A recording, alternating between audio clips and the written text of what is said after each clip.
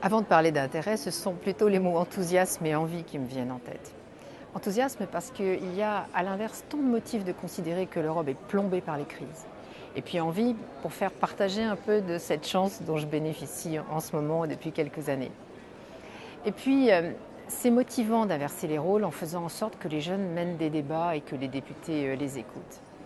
Ça permet de prendre la température de la jeunesse, un public qui, s'il en avait l'âge, n'a pas forcément jugé utile de voter lors des dernières élections européennes.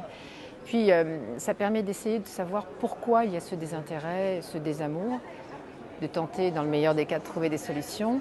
Et donc, inviter des jeunes à cet événement, c'est aussi pour écouter et, je l'espère, mieux entendre les attentes des jeunes. Cette rencontre est organisée pour la deuxième fois. Et l'idée, c'est qu'ensemble, on puisse construire une Europe au visage renouvelé et puis un peu rafraîchi aussi par des propositions nouvelles.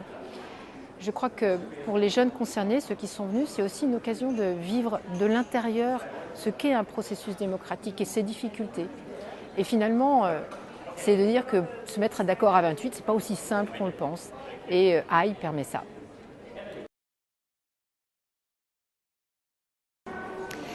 Ça, c'est un point absolument fondamental et c'est justement l'impulsion que j'ai voulu donner à cette nouvelle édition du AI. En fait, il fallait faire éclater les cadres et j'ai voulu convaincre les services du Parlement de l'élargir à d'autres publics que ceux qui s'expriment au travers de la société civile organisée.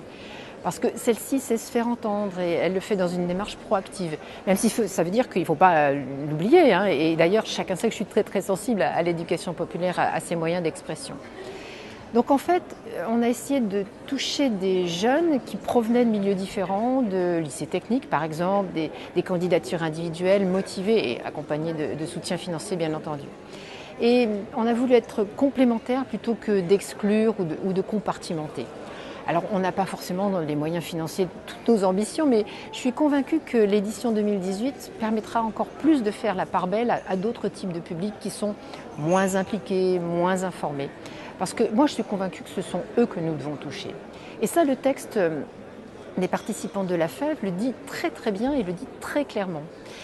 C'est impressionnant d'être de 7500 rassemblés, mais il y avait quand même une majorité de jeunes qui étaient convaincus de l'intérêt des idées européennes et qui étaient positifs à son égard, même s'ils sont critiques. Or, ce que l'on constate, c'est aussi que chez les jeunes gens, il y a une distance de plus en plus importante qui s'effectue à l'égard de l'Europe.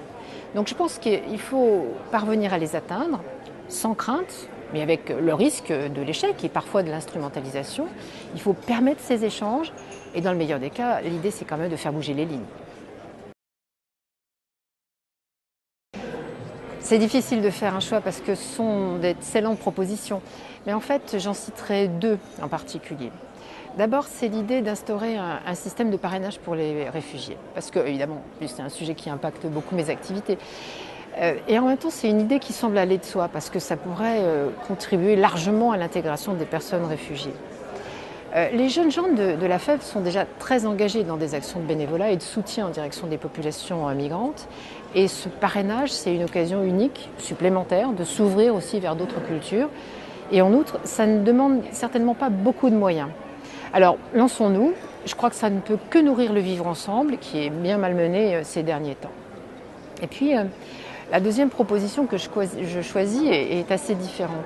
C'est l'idée de mettre au point une appli communautaire qui permette de proposer et de débattre des politiques en temps réel. Une part importante de la jeunesse considère les réseaux sociaux comme un vecteur de démocratie, et a raison d'ailleurs, sous réserve d'un encadrement. Les jeunes sont également de grands utilisateurs du web et des réseaux sociaux.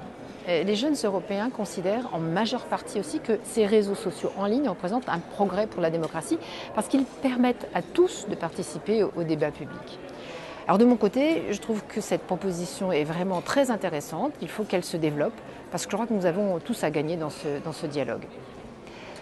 La prochaine étape pour le AI, ce sont les auditions prévues avec les jeunes qui viendront au Parlement européen en octobre et novembre pour présenter leurs idées devant les députés qui seront réunis dans les 10 commissions parlementaires concernées.